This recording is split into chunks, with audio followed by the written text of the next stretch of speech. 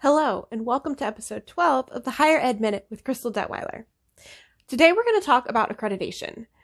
There are a couple different types of accreditation that you need to be aware of when you're looking at a school and a program. Accreditation affects a lot of things, such as your transferability, in some cases maybe your hireability in a field. Depending on your program, your career field, the school you've chosen, the area you're going to be in, a lot of different factors play into how important accreditation is. As a pretty general rule, you want to look at first the institutional accreditation. There are two different types of institutional accreditation. There are regional and national accreditation. National accreditation is a smaller agency looking at a larger number of schools. They're looking at schools across the entire country in most cases. It is a slightly lower set of standards simply because they have to consider so many different state laws when they set those standards.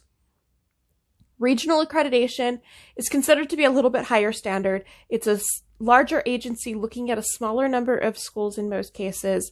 They're usually based off of the regions of the United States. So here in the West Coast, we have the Western Association of Senior Colleges and Universities. In the Northeastern area, New England area, you're going to find Northeastern accrediting agencies. Down south, you have the Southern Regional Accreditation Agency. You've got a Midwest agency. There's a Higher Learning Commission. A lot of different agencies that are going to look at regional accreditation. It usually means there's a higher standard set. So when you're transferring from a regionally accredited school to another regionally accredited school, there's a higher likelihood of your credits transferring across.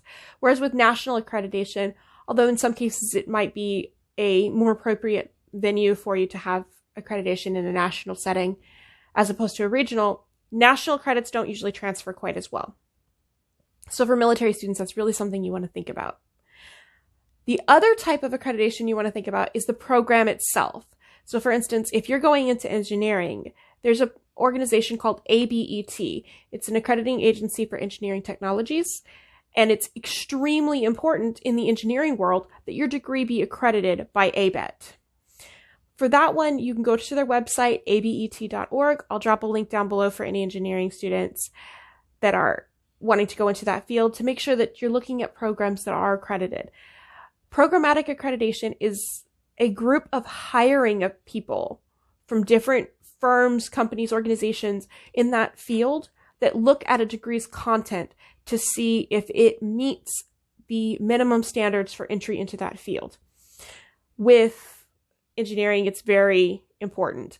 With things like counseling, it would also be important if you want to go into any kind of mental health or psychological counseling to have your master's accredited under CACREP, or at a doctoral level, having that APA accreditation. It's important for your licensure. That's kind of the big thing. If there's a licensure requirement, you need to know if there's a programmatic accreditation in order to meet the requirements for the licensure in the most possible areas.